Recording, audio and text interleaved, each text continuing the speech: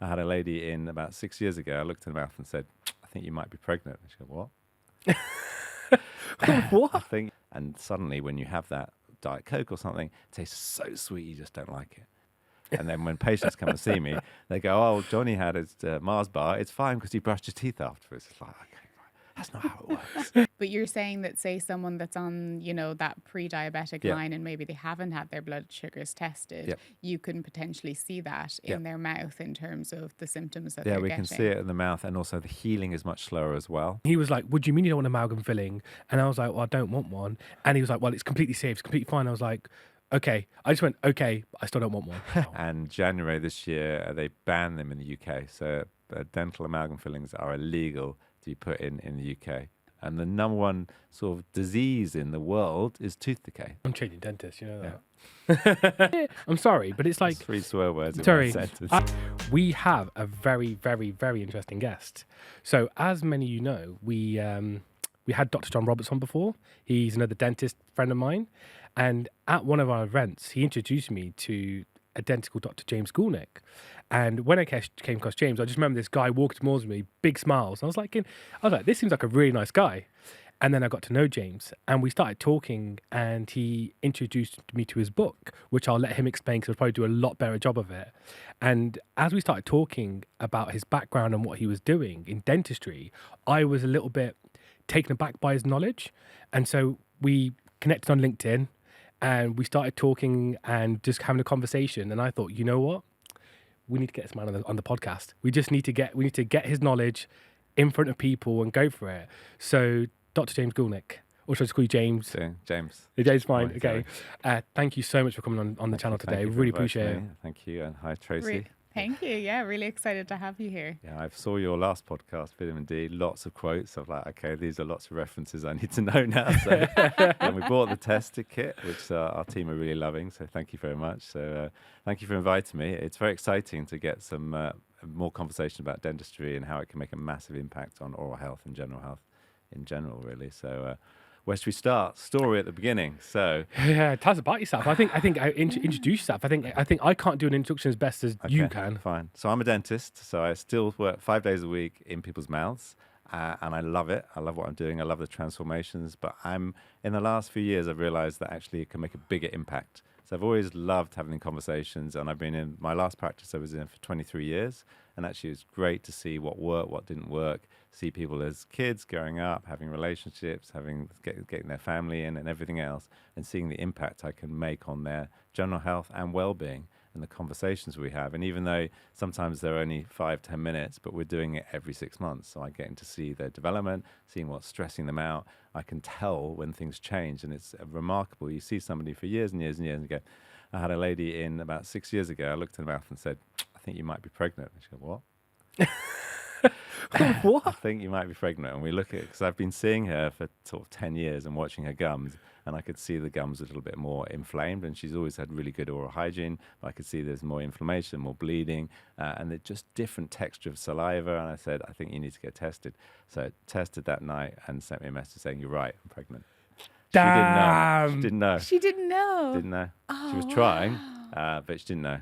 And we can spot it in the mouth first. So it's like, okay, I can make a big impact here. So not just pregnancy tests, which are much cheaper than going to your chemist, but go to your dentist instead. You want to save some money. So if there's no pregnancy tests at the shop, go to see your dentist. They'll be able to tell you. It only works, though, if they've got a relationship with you and they've been seeing you over the years. I've got a baseline, or I can see what's going on in their mouth. I can see the changes.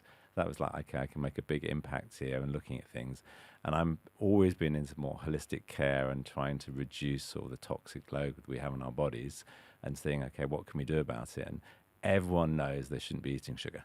Okay, that's a bad thing. Everyone knows on the podcast that sugar causes tooth decay, but people still do it. And the main reason they do it is that when they have their sweet things, the tooth decay doesn't happen for 3 to 6 months. So the delayed reactions, they don't realize it's that, and they just keep going and they go back. And it got a bit frustrating as a dentist seeing the same people and going, every time I see them, there's another cavity and we have to put a filling in. And I don't want to do a filling. I much prefer to have a chat to them and do something cosmetic and do something that we can help them.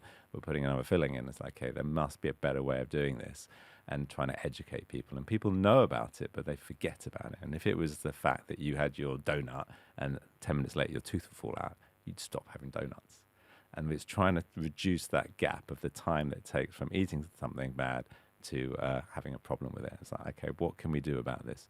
And then started to read a little bit more about the research of taste buds and the fact that taste buds last about 14 days and they then go away and you get a new one and they keep replenishing it. Okay, what can we do to try and get people to be motivated to do something different? And sweet things, and it's like, first thing in the morning, the first thing most people put in their mouth is toothpaste, and it's sweet. And you're just firing off those sweet receptors all day, and then there's artificial sweeteners and sugars and everything we eat. And people think they're having healthy stuff, and they're not. It's like, okay. And then I read a paper that showed that actually it takes just 10 days to reboot your taste buds. So if you cut down on artificial sugars, processed foods, sweeteners, your taste buds actually become reprogrammed.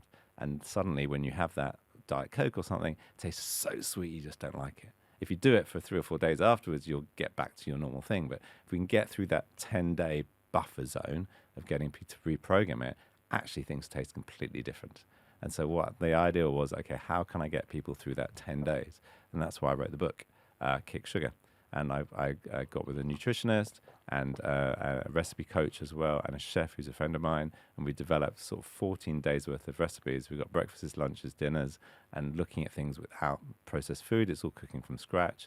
And it's also delicious food, because I think the biggest thing we want to do is, okay, we know what's good and what isn't good for us. But if you're having stuff that you just don't enjoy, what's the point of life? You need to enjoy the foods and trying to get your kids involved with cooking and all the rest of it. So 14 days and getting patients through it. So we wrote the book, Kick Sugar. And this actually, I love doing this. It was a new thing. I love challenging my brain in different things and also going into different industries. Because in the dental industry, they're all together, everyone knows each other, and it's not exciting. But if I go into a diabetes conference, suddenly I'm the only dentist in a diabetes conference, and it's exciting because I can teach them about the correlation between diabetes and oral health. They can teach me about their diabetes control, and we're both learning loads, and it's exciting. So trying to get out there and more, and giving this now to my patients. So I did this just before COVID, so 2020, and giving this as another tool to my patients. Okay, if you want to try and get off sugar, try this book. There's loads of recipes in there. Try a continuous glucose monitor. Have you guys tried continuous glucose monitors? I've done it before. You've done it? Yeah. And how was that for you? It was really interesting, actually. It was when I was getting interested in fasting. Yep. And for me personally, I really noticed the effect of when I was kind of fasting consistently versus not. And, you know, when you have those busy days where you're kind of snacking a little bit more versus not, it's it can really show the influence of your pattern and your schedule of the day, and just how important that is, as well as what you're eating as well. So I would recommend all your listeners to try a continuous glucose monitor. They're not expensive. You can buy them on Amazon now or whatever. Lingo do them. Abbott does one specifically for people that have not got diabetes or not worried about diabetes, but they just wear them for 14 days and they're disposable. They connect to your smartphone. But for me, it was fascinating to try and look at your body because everyone's different. Mm-hmm. I could have a pastrami sandwich and nothing happens to me, but you might have it and your blood sugar glucose just goes crazy. So just looking at how you respond, and what I'm trying to do for my patients and give them different tools and tricks that work for them. Some are very visual, they want to see pictures, some want to try cooking, some want to have smart devices and things like that, but give them some tools and tricks that they can use to see how their body responds to different changes, and giving them an idea, because everyone is different. And for me, when I had that pastrami sandwich, it went crazy. And I don't know if it's the processed meat or it was the rye bread or something, but I went straight off the rocket. Whereas I can eat as much chocolate as I want, and it doesn't change anything on my blood glucose levels at all. So it was just really interesting to see how I responded over that 2-week period, and giving me bit data, because I love data and having data to show things. So whatever I can do for patients to help them with their sleep, their exercise, their diet, their nutrition, and how they feel about it, because it's really how you feel. Okay, so whatever you're trying, you try this diet and this works for you or it doesn't work for you. But so I'm looking at all these different tools and trying to educate my patients into different ways of doing it. And then I thought, I need to know a bit more about this. So I enrolled the Institute of Optimal Nutrition in Richmond, and I'm doing a functional nutrition diploma at the moment. So I'm halfway through, or just over halfway through. And I'm really fascinating about that, because dentistry, we're just taught sugar and carbs cause tooth decay, and that's it, and just brush your teeth. And then when patients come and see me, they go, "Oh, Johnny had his Mars bar. It's fine because he brushed his teeth afterwards." It's like, okay, That's not how it works. Just bring your toothbrush with That's you. it, It's just fine. brush. Just eat any old crap. It's fine. Yeah. Just brush it away. And So that theory doesn't work then, does it? Oh, damn unfortunately it. not. Unfortunately not. You can't outbrush a bad diet. And that's Yeah. the biggest thing. So people think, okay, brushing and cleaning your teeth is a good thing. And well, we'll talk about that in a second. But the biggest thing is what you put in your mouth. And it's all about diet and nutrition, how you feed yourself. So I'm trying to get my patients to realize that there's a correlation between what you eat and what happens. And some of these things, and luckily for tooth decay, it's 3 to 6 months down the line of changing your diet and things happen. And you can reverse tooth decay now. So I'm getting loads of patients who come in and we see early decay or we see demineralization, which is basically what we're trying to do. Whenever you have a meal, what happens is that you get all the salivary flow, the bacteria in there uses the carbohydrates and the sugars, breaks it down. It's the acids that cause tooth decay. So what we're trying to do is keep our mouth as neutral pH as possible. So we want to keep it around 7 the whole time. And there's a thing called a Stefan curve, which basically shows when you have a meal, the pH drops, and when it drops below 5.5, the teeth start dissolving. And what we're trying to do is have that drop as short period as possible and get it back up to neutral as quickly as we can. And what the tricky thing we're finding nowadays is people are snacking all the time.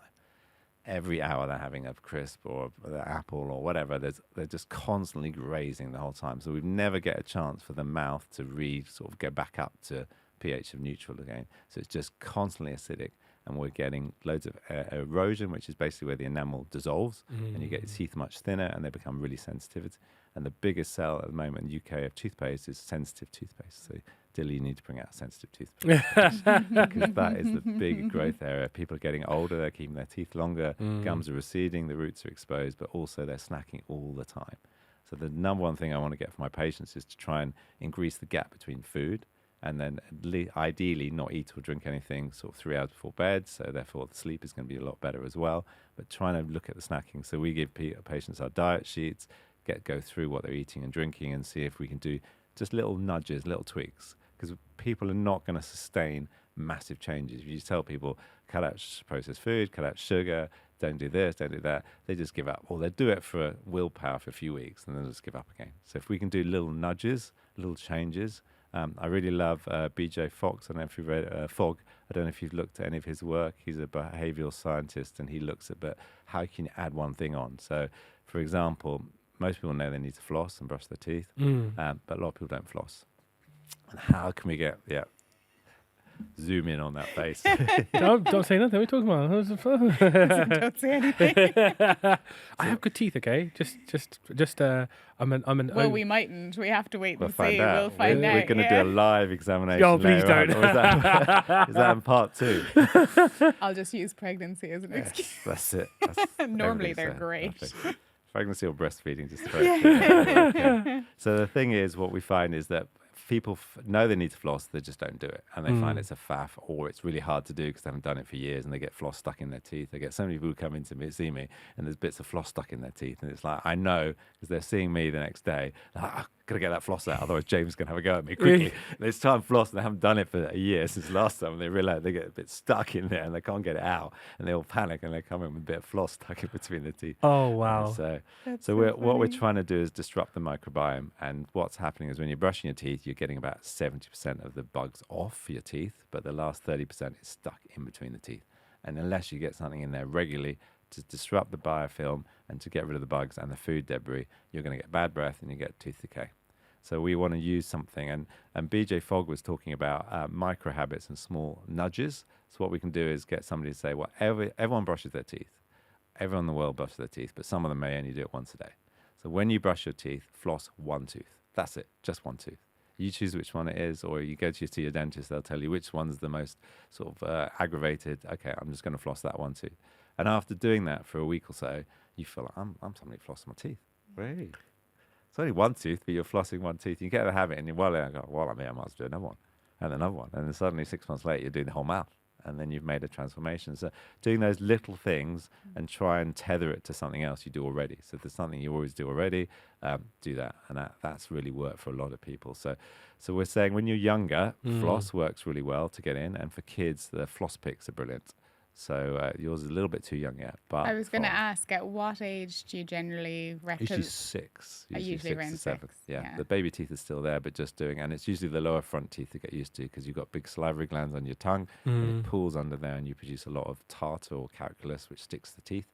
So if you can get it and disrupt it regularly, if your diet is good and you're not having processed food and sugar, then it's not as worrying. But really, you should be flossing your kids' teeth from around 6, and using floss pick because they're much easier, and then also clean and floss with them in the bathroom. So you get used to it. It's like part of a family thing. We all do it together and we have fun doing it. And it's like they want to be adults and grow up as quickly as possible. So if they're doing that, that's great.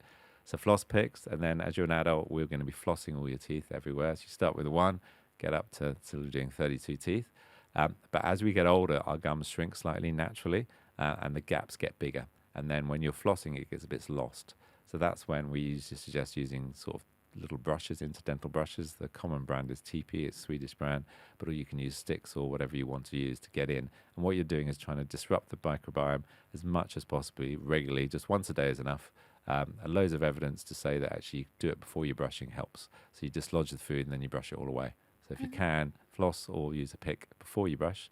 Once a day is fine. And if you have a choice of when to do it, before bed's best, because you're asleep for sort of 7 or 8 hours. Well, unlike you, probably 4 hours last night. But normally, dries out. I want to go back a little bit actually to ask you, because you mentioned at the start something about artificial, because you use the term artificial sweeteners and sugars and stuff. And I always say to people, just think of that one word, artificial. Yeah. Like if I said like this is artificial and this is like an artificial food, if you show someone that food and say this is completely man-made food, they would be like, I'm not touching that. But the minute you have sweeteners and sugars and like xylitol and sucralose and lots of different things, people for some reason just go like, oh, it must be completely safe because it's sugar-free, and because they've used that specific language, people use it. So you must get a lot of people who have like gone away from like normal sugars and moved to sweeteners. Do you see an impact of sweeteners on people's oral microbiome? Yes. So, I mean, the biggest thing with sweeteners, we use it for some patients, but the biggest issue with it is you're still tricking your taste buds that something sweet's coming. So you're suddenly craving sweet things all the time. There's been loads of evidence, and we'll put it in the show notes. There's some papers recently that show that actually when you have more artificial sweeteners, you eat more food. So people still eat more food. So it doesn't actually help. It doesn't make you feel full because you're expecting this hit of sugar and you don't get it. So you still feel hungry. So you eat more when you're having artificial sweeteners. That's the biggest thing. But it affects your microbiome. It kills some of the good stuff because we all have, the microbiome is basically sort of 700 odd bacteria, protozoa, viruses in your mouth. And we have it, and we've got good stuff and bad stuff. We need it to help break down certain foods as well. But when you get into dysbiosis, when you've got too much bad bacteria, that's when you get bad breath, that's when you get gum disease, that's when you get bleeding gums as well. And what we're finding is with artificial sweeteners, it causes more dysbiosis. So people get dry mouth, they get bad breath as well with having artificial sweeteners. So for me, I suggest for people, if they're going from like full fat colas to sort of artificial sweeteners, sort of diet ones, that's great as a transition tool, but I want them off it. And we're really pushing towards the sort of 80-20 rule. So 80% of the time you're eating real food, you're cooking from fresh, you know what you're eating, and it's not full of crap, basically. But 20% of the time, if you want to have your Haribos, you want your sweets or whatever, fine, just know you've got it in. Because the problem is a lot of people, they don't realize they're eating crap when they are eating crap. So I used to think sushi was healthy for you. And I thought, okay, I won't name the brand, but going to a sushi shop, and this is a healthy lunch for me. But realizing that full of white rice, it's full of carbs, sugar hits. But also they're soaked in mirin, so that's also causes sugar issues as well. And then most of the time they've got a load of artificial stuff on as well. The only healthy bit is the bit of fish on the top, and that is it. So just eat the sashimi, the fish on the top, but that gets very expensive then. So most of the time it's white stuff. So I thought it was healthy, and realizing actually it isn't. So first thing is, if you can, eat real food. And I'm really big believer in the public health collaboration and the refill food as much as possible and cooking from scratch as possible. And if you've got kids as well, getting them involved in choosing, going to the supermarket, choosing ingredients, seeing actually what fruit and veg looks like, and cooking it, and that makes it much more exciting for them. But again, it's a real life. People are going to have sandwiches and takeaways and things like that. But not all the time, 20% of the time. And also looking at when you need it, because we often find that sort of 3 o'clock, 4 o'clock, people are feeling a bit tired and lethargic, and they grab something from the drawer, and they grab a Mars bar, or they grab a sticky bun, or there's something like that. And actually, they're not hungry; they're just bored, and they're just like, it's a habit. Every time at 3 o'clock, I do it. So, okay, what can I do that's healthier? Okay, let's go for a walk around the block, get some fresh air. I'm not hungry. I'm just fine. Or let's go and have some water or have some nuts or something. And the idea, and especially in the book I put about sweet sweeper, is actually trying to clear out all the crap. So going in the office drawers to make sure there's no rubbish in there, looking in your car, looking at home, and getting rid of the rubbish, but replacing it with something you still enjoy. So whether that's nuts or hummus or carrots or whatever, but having it easy. Because if it's easy to do, you won't do it. So, for example, if it's somebody's birthday and there is a cake out on the kitchen table and it's just there, and you walk past that kitchen table 4 or 5 times a day, it is impossible not to have a bit of that cake. It's, I don't care how strong you are, you're going to grab some of it because it's there. But if you put that cake in the fridge or in a cupboard, you're not going to have it. You're not even going to think about it because it's out of sight. So just making it easier. So make it easy to have healthy things. I think that's the biggest thing. And then also listen to your body. It's like, okay, I had that piece of cake and I feel really tired and lethargic. My skin doesn't feel great. This is, okay, what's the problem? And then I go to the dentist and I've got a cavity. So it's like, what can we do to change it? So for me, it's micro changes and having those conversations, and also building the relationship with your dentist, your hygienist. So you're going back regularly. They're looking, they're seeing the differences. Now we've got 3D scanners now, so we can do 3D scan of your mouth and we can see it in real time, and we can superimpose the scans. So when you come back a year later, we scan, go, actually, there's a bit of demineralization there on this tooth. What's going on? And we can discuss about, okay, I'm snacking a lot more, or maybe my alcohol level's higher, or maybe there's bulimia, or there's something else going with acid in your mouth. So what can we do to look at these different things? And that's the fascinating thing. And now with AI and stuff, there was a recent study that was done in South Adelaide, 2023, and what they did is they did a scan of people's tongues, and they had 900 tongues that they scanned, and they looked at the database from the tongues and actually look at diagnosis, and they got a 90% accuracy on vitamin B12 deficiency, iron deficiency, and diabetes just from looking at the tongue and scanning it and putting it through a database.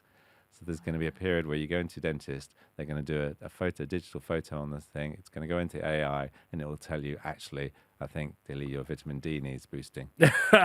Said no one ever.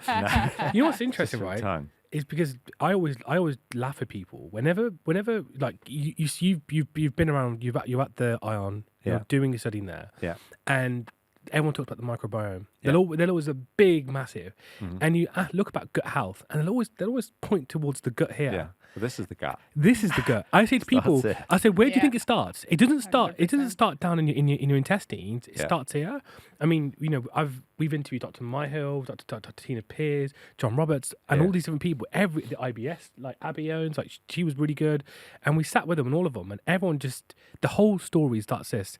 Everything starts in your mouth. Yeah. So when you look at mastication, when you're masticating and you're biting and biting and biting and chewing, why do they say to chew? Was it 40 times? I think is it 40 times to chew down? Why did they say it? Well, what the idea is for a few things. One is to develop the muscles and to keep the muscles growing and keep them. We'll talk about nose breathing in a minute, but just trying to keep the muscles and developing. Here we go. We've got a smile there. Keep everything developing quickly, because most of the time nowadays our food is just mush. It's all slop. We don't even have to chew it. We can just inhale it, basically. So ideally, you're eating real food, so that maybe grass-fed meats, whatever, and you're actually chewing to, one, develop the muscles, but also that is going to help your tongue. It's going to help your nose breathing as well, because you're chewing, you're going to be breathing through your nose as well, which is helping. There's loads of benefits from nose breathing as well. But we want to break down the food and then let the saliva and the amylase, the enzymes in it, to break things down, and means that actually, one, you're eating less, because if you chew properly, you're not going to eat as much, because you're actually taking time enjoying the food, enjoying the flavors, but then not just inhaling the food straight away. So you're chewing, but you're getting much better absorptions of micronutrients and things from the food, because it's breaking down as well, giving a chance for the saliva to work, giving a chance for your stomach to get ready and get the acids ready to actually digest the food properly, and you're enjoying it and eating less food. So we want people to chew and spend longer down chewing. Now, there is an argument that you can over-chew, and there's people that chew gum all day long, and then you end up with TMJ problems or joint problems, and you get arthritic changes in the joint as well. So The average time they say that people chew for is about 4 minutes a day, which is too little. We want to be sort of upping that, and you want to be doing sort of half an hour a day if you can. So chewing sort of longer, and you've got 3 meals a day, and chewing and helping that. And I'm a big believer in using chewing gum after a meal as well, because and ideally sugar-free chewing gum, and a lot of chewing gum's got xylitol in as well, which is an artificial sweetener, but it's shown to actually cut down on the bacterial growth, and also stops bacteria sticking to your teeth as well. So it puts a little coating on the teeth and actually protects them slightly. But again, too much of anything is not good rate for you. So I would say for people, chew for 2 or 3 minutes after each meal, if you can, especially if you've had any sticky things or any carbs, because it helps break things down. It helps increase the salivary flow and wash things away, and helps get that pH back above sort of 5.5, which is where things demineralize as well. So definitely you should be chewing it, and looking at all the Western Prices work that you did in the 20s.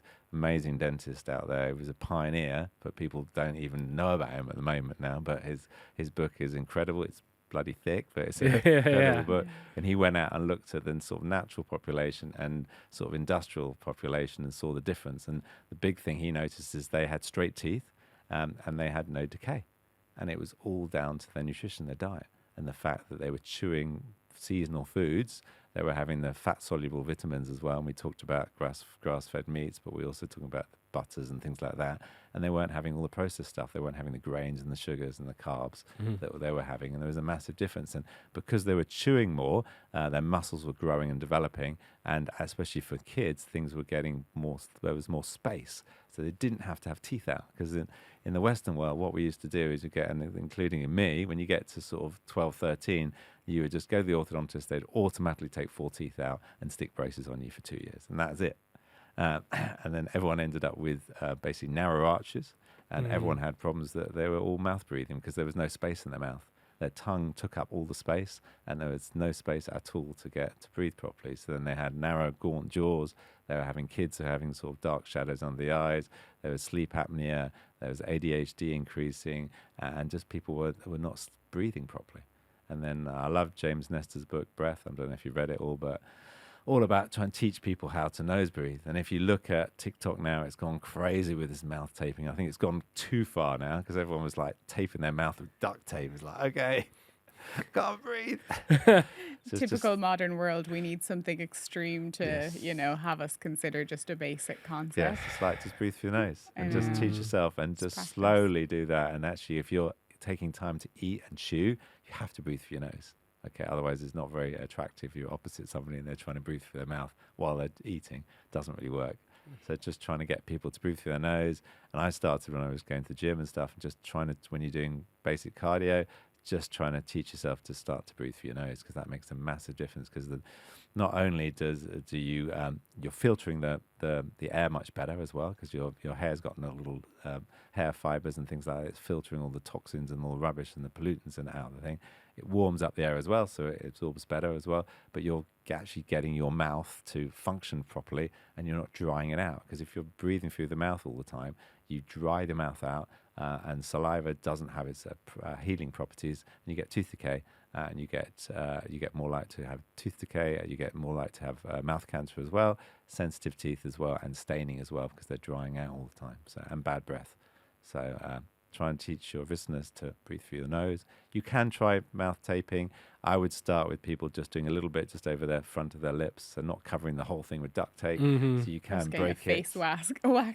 Yes, you can break it. You might have a problem with it. Yeah, I think my beard might come off there. Yeah, but just teaching yourself how to do it, and just slow things, just 5 minutes a day when you're meditating or something. Try and breathe through your nose, and it's also a great tactic if you're stressed or anxious or things, just to sort of calm down and do that. So that's another thing we try and have conversations with our patients about. And there's all these little things that we can do, and big thing asking about people their sleep, because most people when they wake up they don't feel rested, and it's like, okay, why is that? Are you going to bed too late?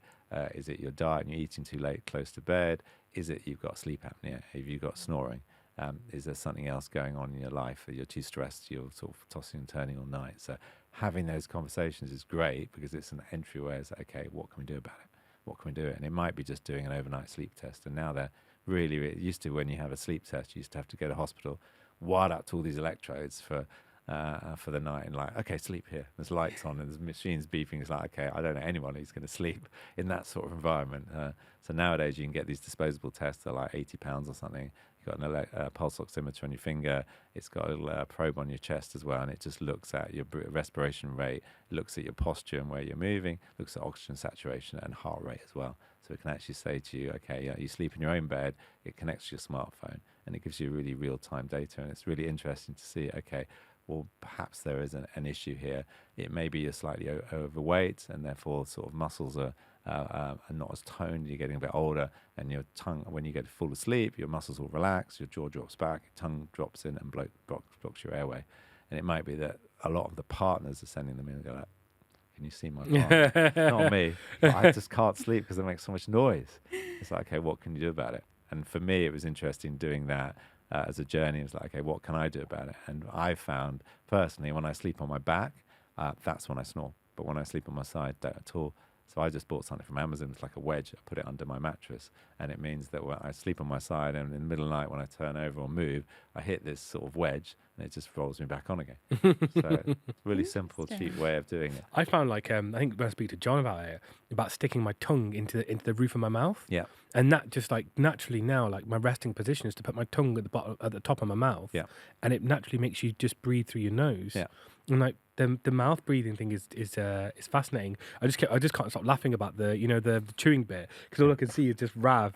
You keep telling me the story about how much he chews. When actually, it's a little side story. When I met Tracy, oh my God, this woman was the slowest eater in the world. And then I discovered she was right. Normal? It was a normal Slow person. eater, but avid chewer. And she was an avid chewer. And I remember, and I breathe through my nose. and I was just Nice. like, I'm like, God damn it, Tracy, eat faster. And I realized that I was completely wrong. And like what I was doing was just like wolfing the food down as fast as possible. Yeah. But I love even the point that you're bringing up, because I think just this whole conversation, I'm sitting here from a kind of functional nutrition background. Yeah. And I have a lot of kind of like doctors and medical background in my family. And then you're coming from the dentistry and now nutrition background. And it's so interesting, because I feel like in all of these professions, we actually see people with the same issues, and we're trying to bring them to the place of health. But because the way these professions are built, there's a lot of separation. It's like, you go to your dentist for this. You just go look to at teeth and gums. Nothing else. Exactly. Don't tell me about your love life. Yeah. It's like, actually, I know, a little bit of a therapy session while it you're is. cleaning the But teeth. that's for us as dental care professionals. It's fascinating because we get to know people and we have that conversation. We will build the relationship, and you build the trust and connection as well. So that's great. And also we have a bigger impact on their lives. Yeah. If I know about other things that are going on with them, then that's actually, what I can help you with that. And for example, we had a patient about 6 months ago whose implant hadn't worked. It failed. Basically, an implant is like a titanium screw that goes into the bone to replace a missing tooth. And he'd had one, and it failed. And it came out and thought, okay, what's going on here? And we realized that he was clenching and grinding his teeth. So we made him a mouth guard. And he was wearing the mouth guard, and then he still had issues, and was like, okay, there's inflammation going on. What is going on? And we knew his stress levels were high. So I referred him to our nutritionist. We had a conversation, and then she came out afterwards and said, I don't know if you know this, and he's given me permission to share this with you, but he tried to commit suicide last month. And it's like, okay, wow. And I've known him for years, and he's never had that conversation with me and nothing else, but he trusted me to do the referral to him, and he then trusted that person and felt in a safe enough space to have that conversation. Okay, there is a bigger thing to this than tooth. Whereas I could have easily just done normal dentistry, put another implant in, and but it would have failed again. So there's lots of stuff going on, okay, and now he's having psychotherapy. So there's other things that we can touch on, and so the mouth is not its own thing. That is it. As you said, it's part of the whole microbiome. It's part of the whole digestive tract, but there's a person attached to it.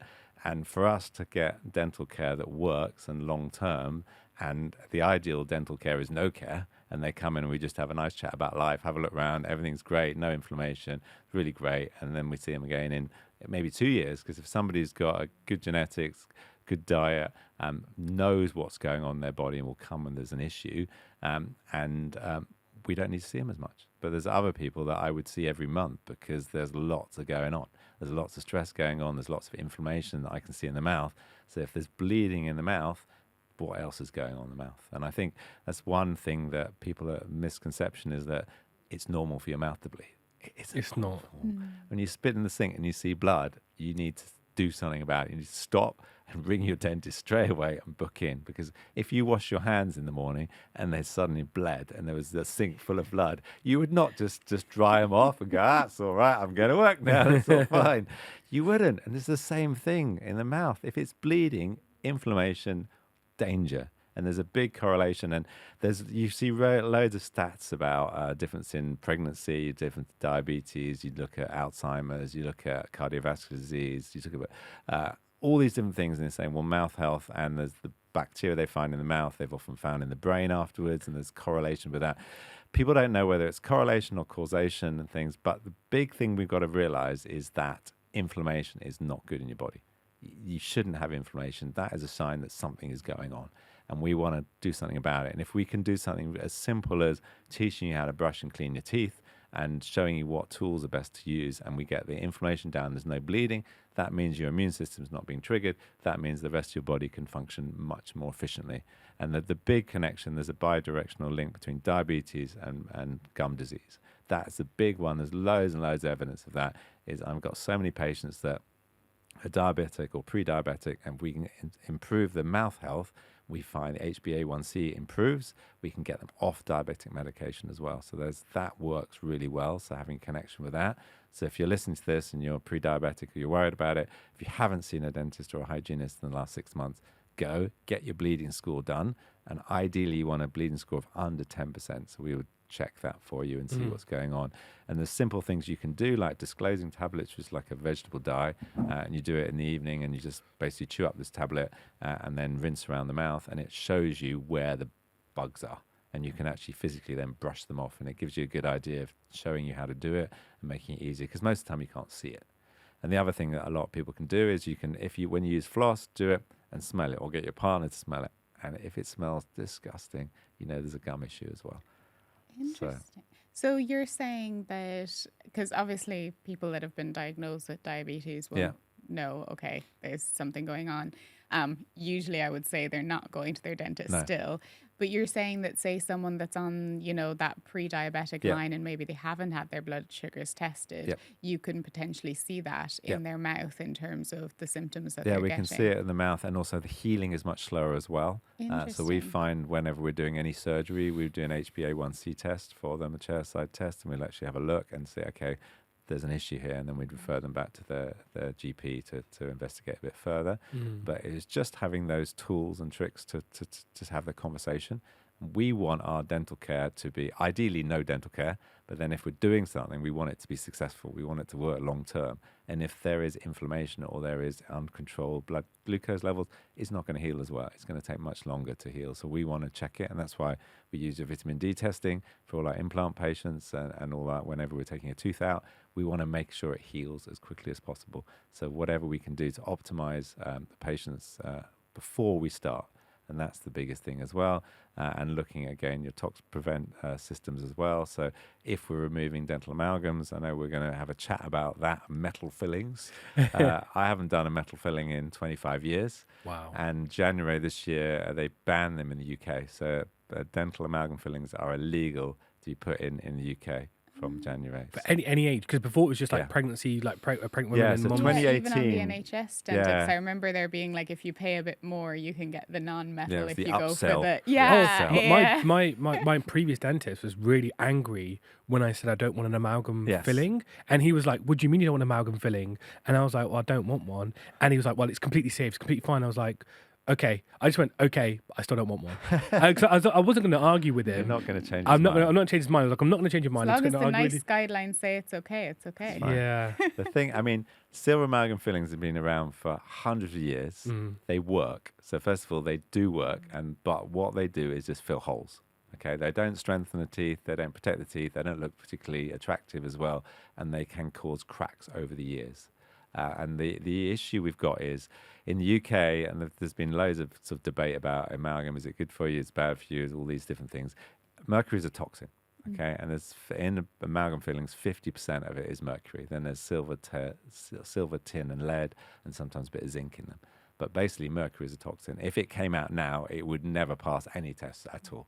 But because it's been around for so long and it's been working in dentistry and it's cheap, and also it is idiot-proof. So a dentist that's just qualified 2 weeks ago, in a patient that gags a lot, that's got loads of saliva and all the rest of it, who moves around a lot, they can stick a amalgam filling in because it's easy and it just works. Whereas if you wanted to put a tooth-colored filling, a plastic filling, or a porcelain or a ceramic filling, you need to be a higher level of skill because they only stick when it's really dry and is a lot more technique sensitive. That's why they're more expensive, and that's why some dentists say, I don't want to do them because they're harder to do.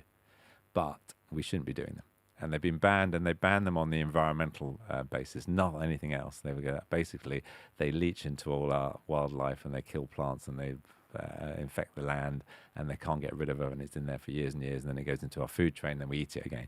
So that's the big thing, and that's why they banned it, not from a dental point of view, not from a health perspective. Because that would open up to litigation, wouldn't it? Because because I remember like John when I went to the IAOMT, so the International Academy of Mercury Toxicology, which you're a part of. Yes. And I've been supporting them since 2015. Yeah. And I actually went to one of the conferences, about two of them now, and I remember seeing the interview with the chairman of the PDA.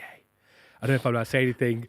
Sure. But basically, he was, when he was asked about amalgams and like the toxicology side of it, he was just like, I'm not doing this interview. I refuse to do this interview. I'm not doing this interview. Nice openness. And it was like, I'm not doing. And I remember John showed it to me. And I remember Dr. Pandor, so Shabir Pandor, Shabir showed it to me as well. And I remember talking to him and actually understanding it. And I was like, it's weird because I think what triggered for me was when John turned around. He said, if you were at school, you were a school kid, you're at school, and someone broke a mercury thermometer. Yeah. I remember, and I have this memory because someone did it at my school. We had to leave the room. Yeah. And they had to change classrooms. Yeah. And the hazmat kit came out. Yeah. So that was just like, so that's my first warning. And I remember that when you said it, that memory triggered for me. Yeah. And I thought, hold the hell up. And then Hold the fuck up. I was like, if someone sticks that in your mouth.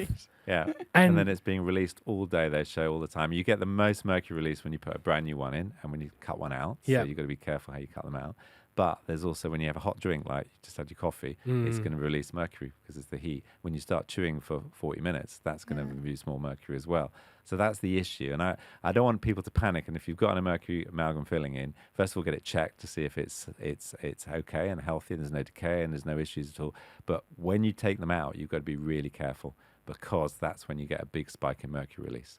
And everyone is different. So some people can have mercury fillings for 20 years and never have a problem.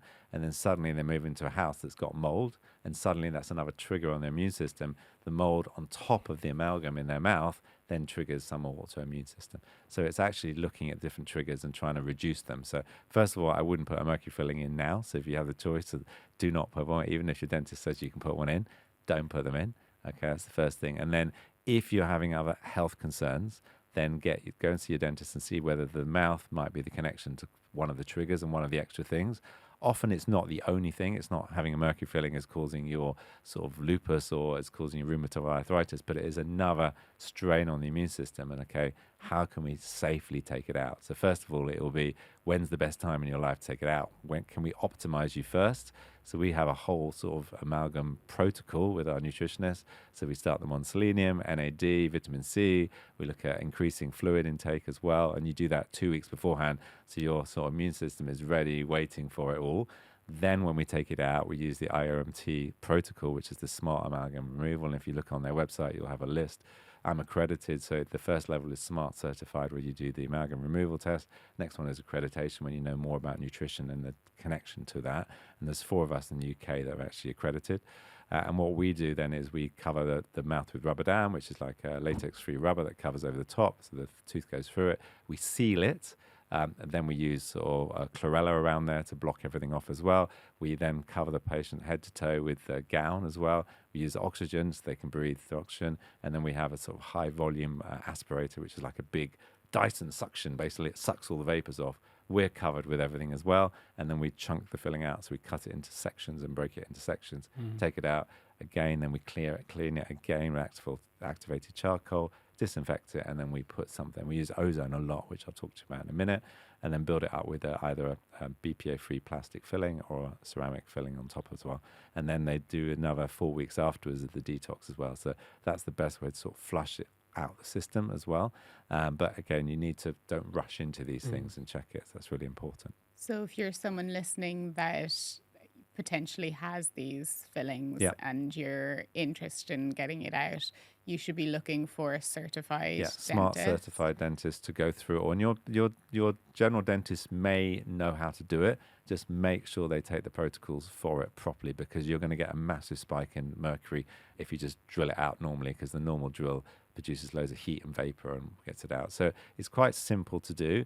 We don't charge any extra for it. It shouldn't be any extra. It should be part of the normal protocol to safely remove things from your body. But just look at what the alternative is, and don't just, sometimes you've got a big filling and you've got to do it, check the nerve is healthy and all the rest of it, because what you don't want to do is take out a completely healthy filling that's not giving you any problems and then end up with a root canal and a crown, all these other different things. So look at a reason. For most of the time with my patients, if they're holistically healthy and there's nothing else going on in the body and there is nothing going on with that filling, it's going okay, we would photograph it and we review it regularly and go, okay, when it shows sign of deterioration, then we're going to take it out safely, and then we're going to do the protocol to do it properly. We're not rushing into it. And I had a kid in about a year ago now who was 18, and he just had, this was before the ban was announced, but it hadn't come in place yet. So everyone knew not to do it, but these dentists were like, let's do as many fillings as we can before it finishes.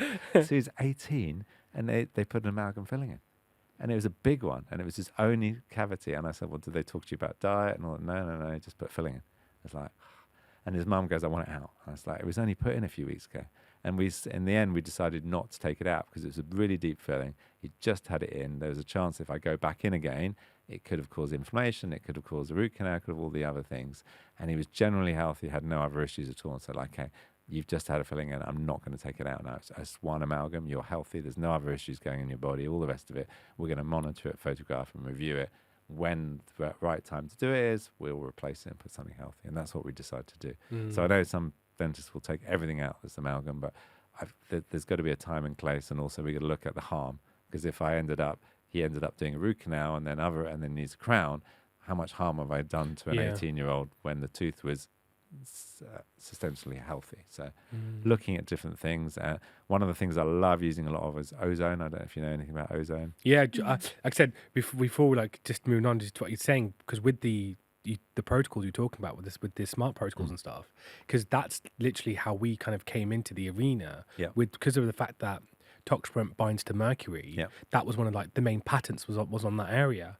And then I think John built the protocol for, so wherever John goes, I told us everything about dentistry. He's taught me a lot about dentistry, but he's literally instigated Toxprint into there. So even like, for example, they're one of his old clinic. They still use Toxprint now, part of the protocols, because he's put it into it. And it was because he said it's not just about removing the amalgam; it's about undoing the damage after the amalgam. And I remember Barry, to the dentist. Barry, forgot his name now, surname. Cockcroft, is this one there? Yeah, I don't know. It's one of John's really good mates. Oh, right, okay. Yeah, he was following the same protocol. Because he kept saying to me, they were like, I met with them for dinner once, and they were like, Dilly, the minute they finish it, we want you to go in and just like give people the heavy metal detox protocol and get the detoxification done, because we'll get the amalgam out, but we can only give them so much support afterwards. And that's what I think. What you've changed a bit there for a lot of people is the fact that you're going past the mouth, past removing the amalgam, which I think is quite commendable. So hats off to you for doing that, James. Well, honestly, I think we want to make a bigger impact on their whole life, and it's just not just what we do there and then in the surgery, it's what we can do further on. And that's why we're looking at, okay, everything we use in the mouth now in dentistry is like, do we need to use that?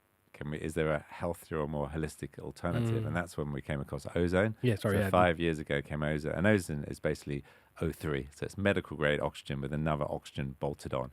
and we use it as a liquid form, and we also use gas form, and it's really, really good antimicrobial, antiviral as well. And we use it underneath filling. So when we're taking out an oral filling, there's going to be bugs underneath there. And we use the liquid to clean it and disinfect it as much as we can do.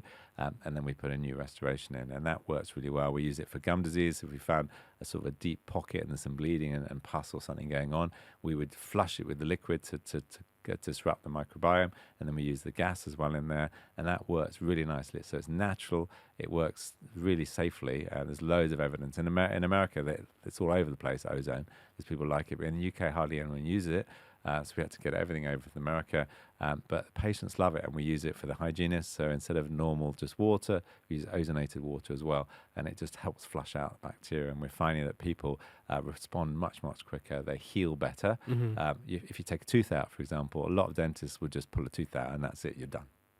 And then you find out that later on you get a dry socket, it doesn't heal very well, or you get these other things called cavitations you might have read about, which basically are areas of dead bone. And because they've not been cleaned properly. So what you want to do is, if you need a tooth out, first of all, do you need a tooth out? Can it be saved, first of all?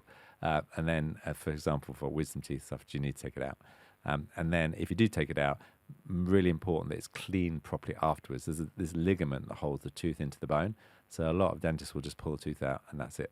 And what we do is spend 10, 15 minutes cleaning that ligament out to make sure there's no remnants of tissue in there, so it heals better. Then we use ozonated water to clean and disinfect the area, and then we use ozone gas at the end, and then we just close it all up. And that, we find it heals much, much better, much more natural, and we don't get cavitations afterwards, and patients have less problems. So it's like, what can we do naturally to help? And that's why we don't use any fluoride in the practice, because it's just... Well, you started it, so Yes. let's talk fluoride. Before we start fluoride, can you get the ozone therapy? Can you, as like an average Joe person, Yes. buy it? So you can buy ozonated olive oil. So you can buy ozone. Oh, so okay. ozone so the ozone water is active for about 4 to 5 hours, and what happens is it slowly, because O3 is unstable, and over time it just degrades and goes back to O2 again. So the ozonated water will last me about 4 hours. We make a fresh batch every morning and then every afternoon for that.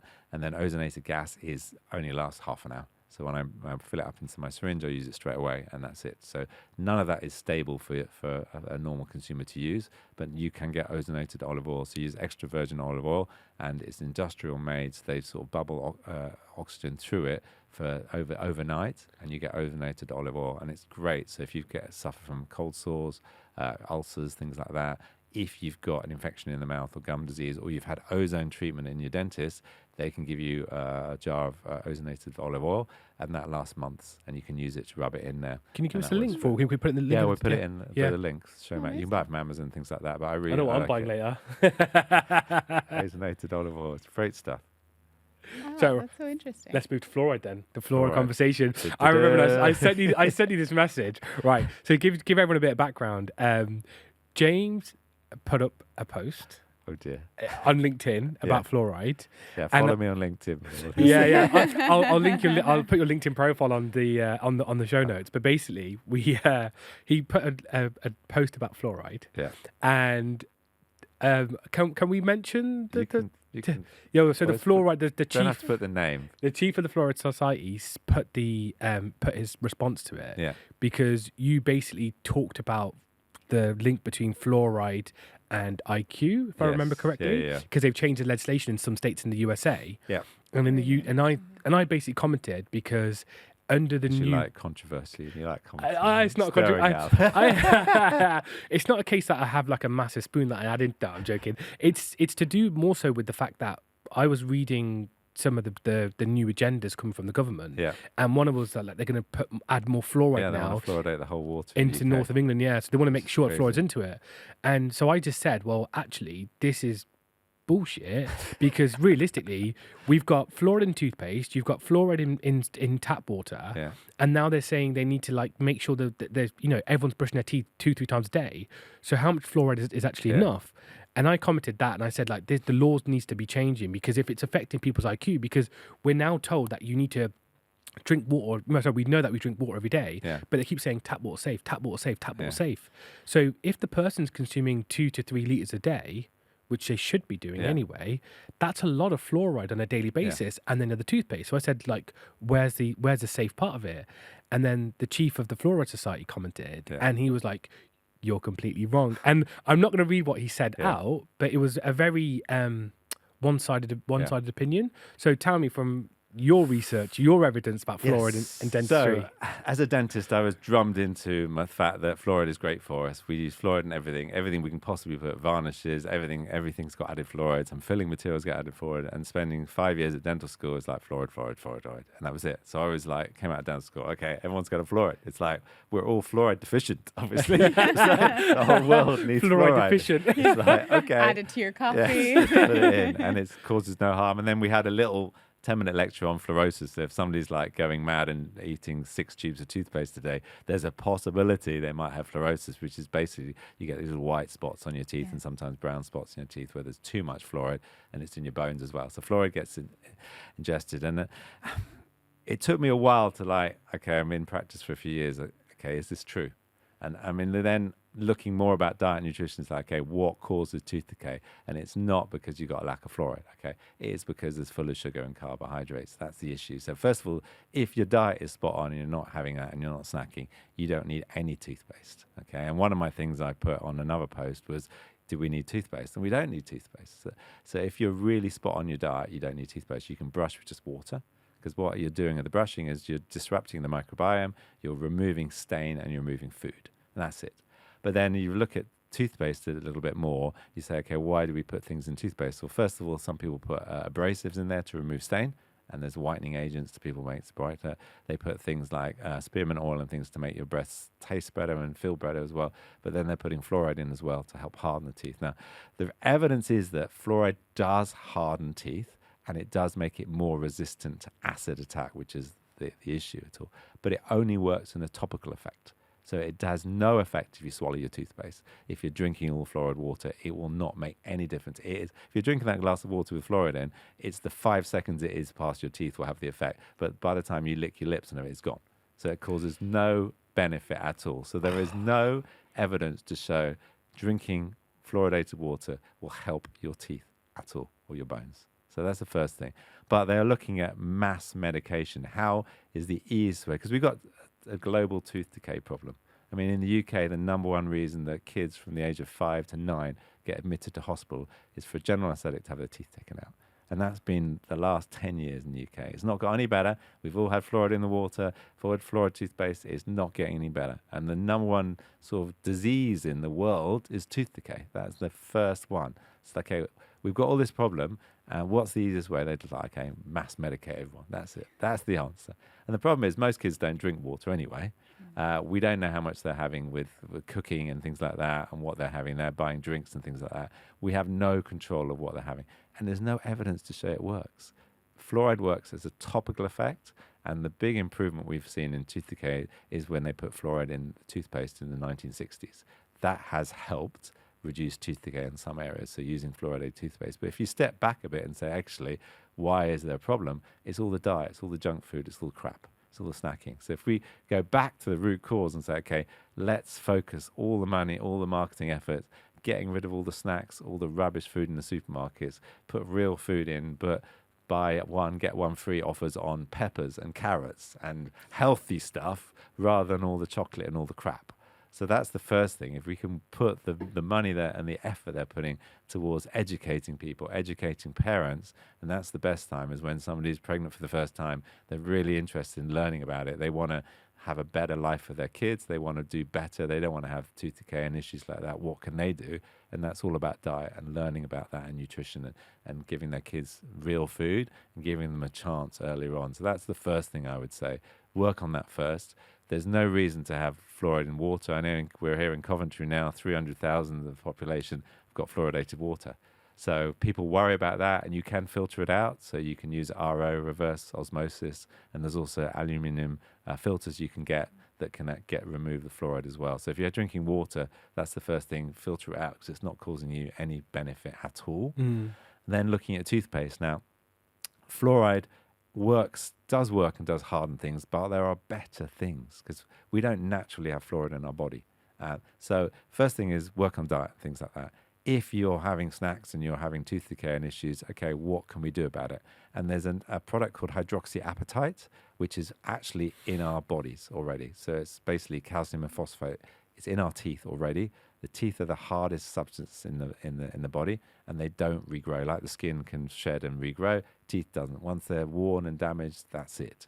So we want to try and protect it as best we can. And personally, we're a fluoride-free practice. We just use hydroxyapatite.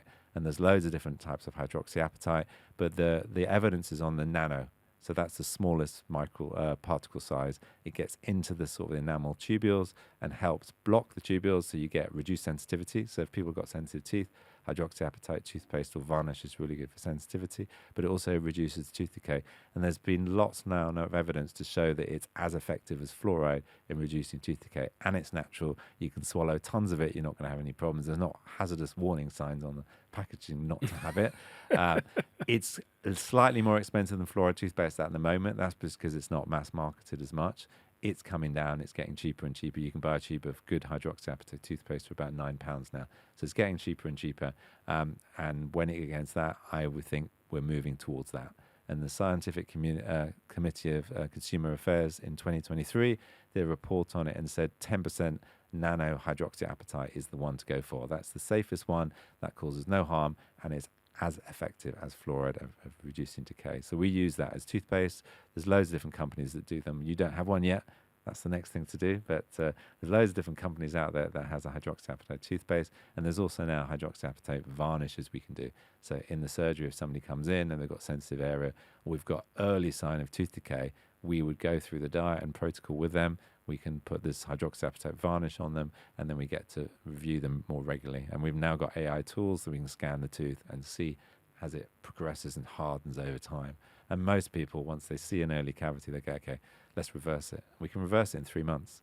As long as it's still in the outer surface, the enamel, the hard bit, we can reverse it. But when it actually goes into the dentine, which is the inner surface, or when there's actually a hole and food's getting caught in there, we then need to treat it. But we can treat it with ozone, and then we can put a resin or something in there to block it. So I'm changing dentist, you know that. I'm coming to James. To the dentist. Come to James. Can you, with the hydroxyapatite, Yes. can you talk about the varnish? Now, Yeah. I kept thinking to myself, so I used one of the branded because I like the toothpaste and I really love the person behind it as well. Yeah, It was good. so lovely.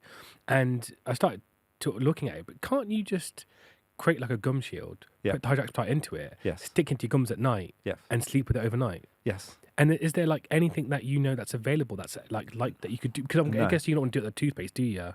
No, they don't. They don't do it at the moment. We have a treatment that we can do in the surgery, and we can put it in for 20 minutes as well. So a lot of people have mouth guards, or they have retainers, or they may have bleaching trays or something else, and you can use those, and you can actually put the toothpaste in it and put it in for 20 minutes. You don't need to sleep overnight with it. 20 minutes is enough to do it, and it helps saturate the teeth. But you've got to look at what you're doing during the day. Because if you're snacking all the time and having a lot of sugar, that 20 minutes is not going to be enough to reverse that damage. So first of all, it's like, okay, let's stop causing the damage first, and then how can we reverse it? And then that's a great tip. If you've got the retainers or things, 20 minutes every day for 2 weeks is enough to do it. And the hydroxyapatite doesn't change the microbiome. It's safe and healthy, and it works really well. So I'd recommend people trying it and seeing how they get on with it. And I think the dental community is slowly changing, but it's been around for so long, and there's a big thing in fluoride. And fluoride's cheap. It's basically a fertilizer. They've got some left over that just chuck it in. People actually don't know that. When you Okay. when you actually say what fluoride comes from, it's from fertilizer, Yeah. and you actually know it's a waste product Yeah. of industrialization. Just comprehend that it's a waste product of industrialization that they put into it, and it's not even fluoride. It's the actual chemical form. Is it fluoxetinic? I think it's fluoride hydroxide or something like that. But that's yeah. the added to Yeah. it. But the actual chemical formulation, the element, is a different name. For the life of me, my brain's just completely gone blank on it. But that's a very active, Yeah. element, and it's very reactive in the body as well. So they have to bind it to something before they put it into it. But you've got to remember those bonds can be broken down. Yeah. And I always say to people, there's no research on the bonds breaking down and the impact it can have, because if something's got a higher ionic charge, it can be displaced and bound to it. So when you look at the science like that, you're like, hold up. So first, it's an industrial byproduct. then it could be causing harm in other ways by breaking Yes. down the system. Yeah. And then there's no longitudinal safety studies on it. Yeah. Uh, And How does that make sense? And when they brought it out first for kids, it's like, okay, well, the adult dose is usually around 1,500 parts per million. But for kids, they say, well, that's too high for them. We're going to put it down to 600. So they bring out these kids' toothpaste, which are tutti frutti in different flavors, which are much lower. And then they go, use a really tiny amount. Don't swallow it. Don't do this. Don't do this. If Kids it's swallow. safe, it's Kids safe. swallow The everything. fact Make it they taste have lovely. a warning on the toothpaste saying if your kid swallows this, you know, Yes. bring them to the doctor, the dentist. I'm Yeah. like, you know, our daughter literally, she will ask for toothpaste on the thing and she will just suck it off Yes. and then brush her Yeah, teeth. well, they But just she made uses the natural flavor. toothpaste, yeah. They just Yeah. love the flavor, and they make them really tutti frutti, bubble gum, strawberry, all these different flavors. They just like, okay, this tastes great. I Do you- know. I saw in the supermarket the other day, they've now got Chupa Chups flavor. So Chupa Chups course flavor they too. do. But to think about this, right? If you like, you talked about sweeteners and Yeah. sugars and stuff. Like the fact that toothpaste have like Chupa Chups flavors, a young child eating that learns that, okay, if I have a toothpaste with this like taste in like Coca-Cola or artificial strawberry, then they go through to becoming older and they start Yeah. having more choice about what they're eating. Yeah. Of course, cavity's going to go up. Yeah. But then you've got some jackass from this like chair. I'm sorry, it's a place of candid conversation. But when you've got a jackass who comes out and says, "Wow, this data suggests," no, you twat. That's bullshit. I'm sorry, but it's like, Three swear words in sorry, one sentence. it infuriates the 18 me. version of this podcast. But it Honestly. infuriates me because what they're doing is they're cherry picking the evidence and information. Yeah. But when you actually go back and actually say, well, actually, go look at the history of it, because I guarantee you that was your child and your child was going through it and you saw your child like actually failing, Yeah. it will break your heart, and two, you'll actually go, well, I could have done something like this. Yeah. I could have like done this. And then, you talk to any real clinician, any real practitioner, just like you just said. This is why I like you, James, is you'll talk about prevention. Yeah. And no matter what you say, prevention is the best medicine. You can't beat it. Yeah. And so when they're doing things like this, that's what infuriates me, because you're literally encouraging people to be ill and be sick. Yeah. And then they get into a cycle of they've got fluoride toothpaste, and they have a cavity, and then they have a root canal, and they have this, and it just goes on and on and on. It's like, okay, let's stop. Let's get And- them back at the beginning. And you also just think that's normal. I think a Yeah. lot of people just assume, it's not anything they're doing. That's Yeah. just the normal Yeah, cycle of everyone has a dental not cavity. health. normal. Everyone has a filling, and it's like I've got 3 kids, and touch wood, not a single one has a cavity. So It's amazing. 23-year-old down to 11-year-old. So that was like, okay, I've done my job. I've got like 6 cavities, so it's like I haven't had any for like the last 30 years, but Yeah. it all happened in childhood because I wasn't taught about diet and nutrition. My parents didn't know any better, and that was what was out there. And the dentist got paid for drilling. So we used to think if there was a little bit early decay or there's some staining on the tooth, let's drill it out and put an amalgam in because that will save it and that will make it smooth and stop That's happened things. to me. And now we realise that actually don't. We're going to use ozone. We're going to talk about diet and nutrition. We're going to get you back more regularly. We're going to take scans of your teeth so we can monitor the progress. It's like, okay, what's going on here? How can we improve things? And I think that's what you want to do. So if you're listening to this, kids from 18 months need to go to the dentist. And then once you go, at least once, you need to see the dentist at least twice.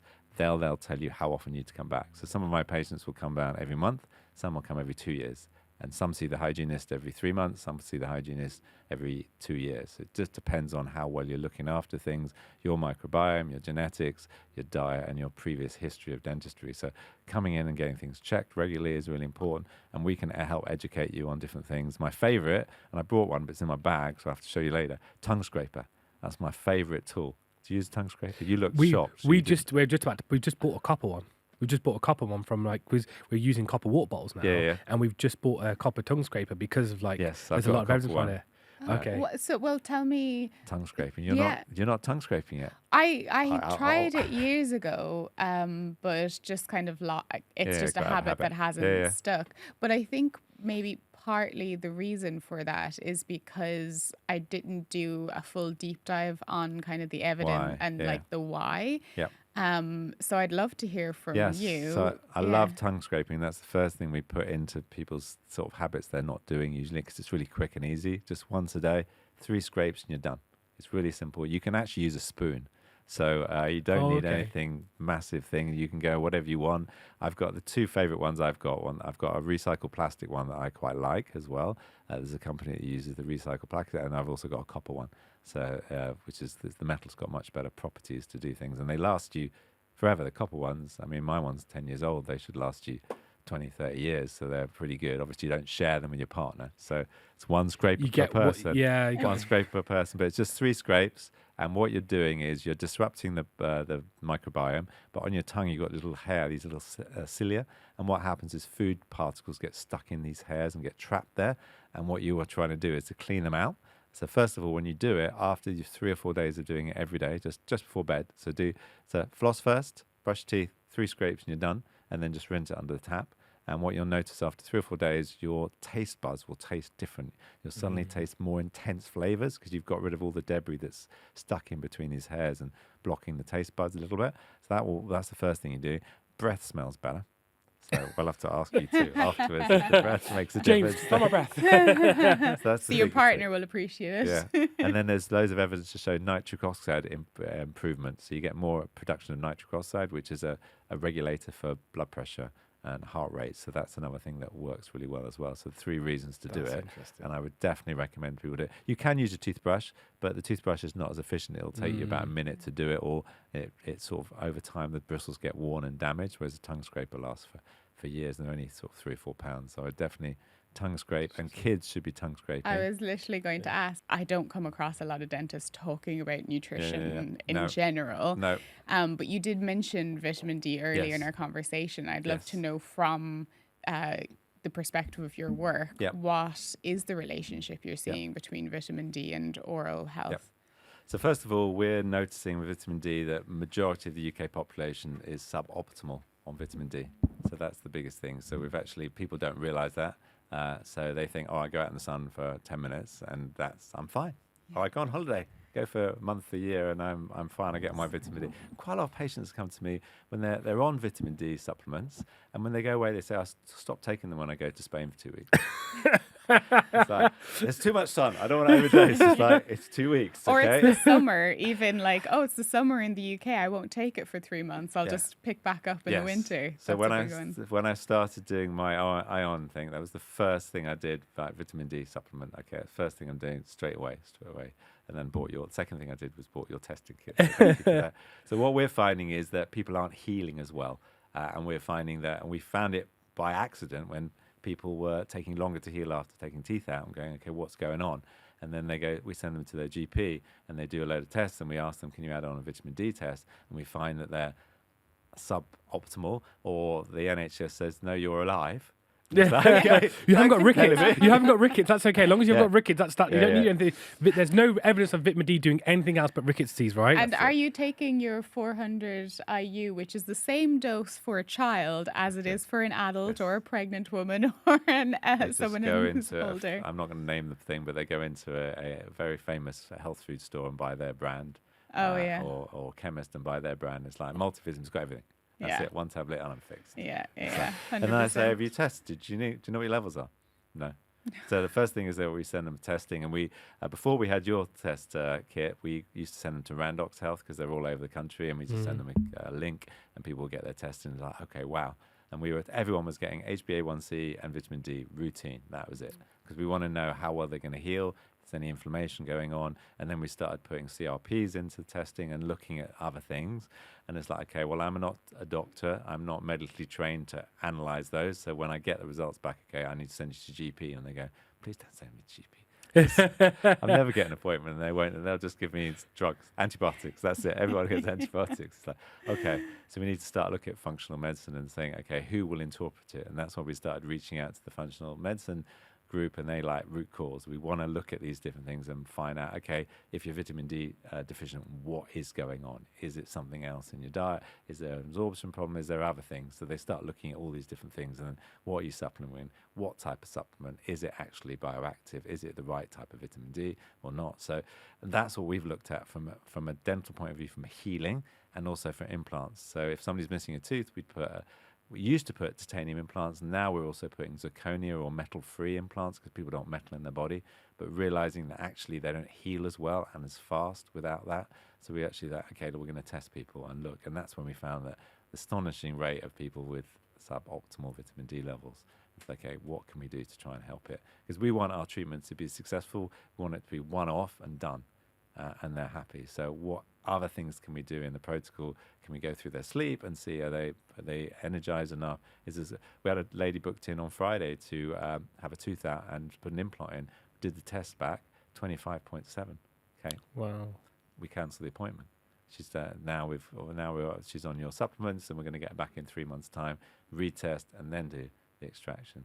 So what can we do to do it? Because I know if we'd done that, she'd either would have not healed quickly, and it would be months and months and months and months, or the implant would get rejected, and then we'd have to do the whole thing again. So much better. And then she started saying, okay, well, if my vitamin D is low, what else is going on? And she said, okay, I want to do a Well-Wilman test. I want to start looking at the root cause. So that's the conversation we're having from just coming to a dentist. It's like, okay, can we make a big impact on the rest of it? Can we diagnose early Alzheimer's? Can we look at reversing that?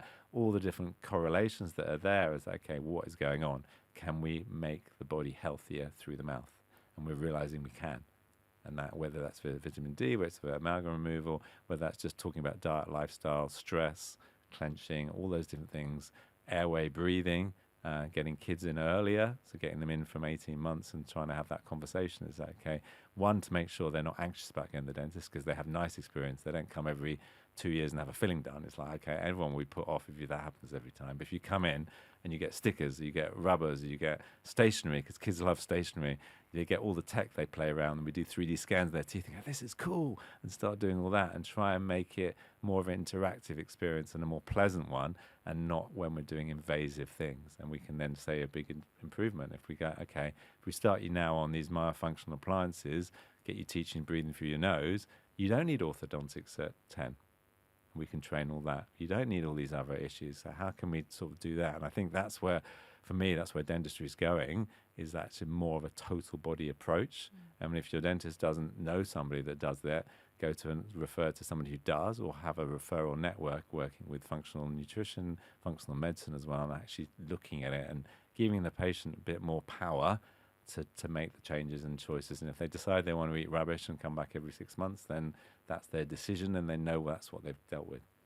Okay. Well, I really, honestly, James, I can't thank you enough for today. I really, really do appreciate it. Before we kind of close this session, can you just give just 3 tips for anyone that wants to improve their oral health? Just 3 tips.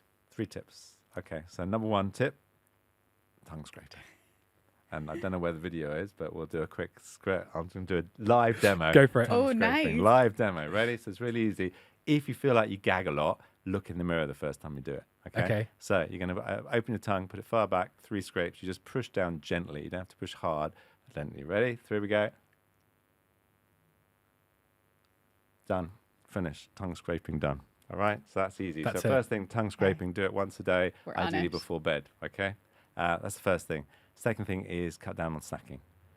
Big thing that people are doing is snacking, and you just don't get a chance for your saliva to remineralize and to do it. So stick to 3 meals a day, and try not to eat anything between sort of 3 hours before you go to bed. But try and reduce the snacking that you can do.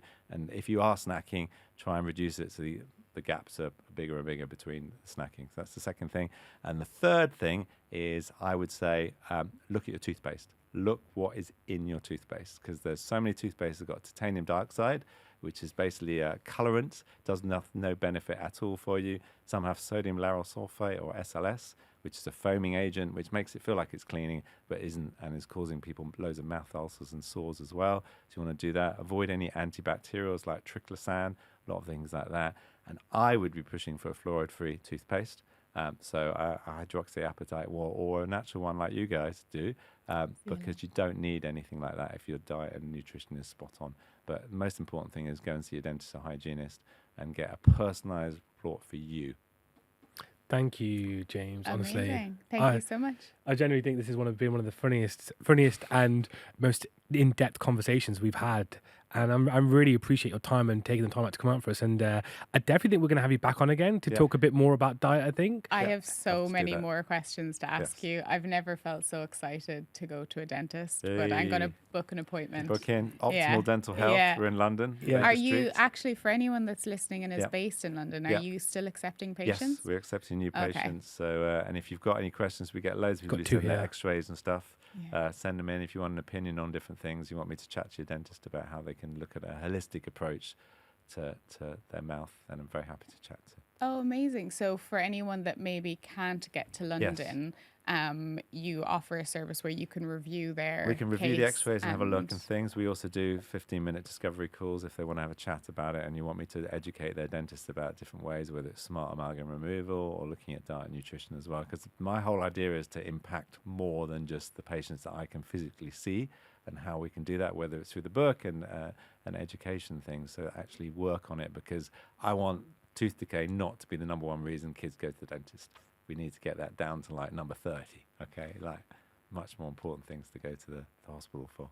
That's amazing. very So we clever, will link everything below, Dr. James's practice details, the book details, where you can find him, and thank you so much. And just to add, if there's any questions you want to ask James, Yeah, you can reach him on you can reach him on LinkedIn, but leave the questions at the bottom and we'll get him back in and we'll do an even big Part depth. two. deeper.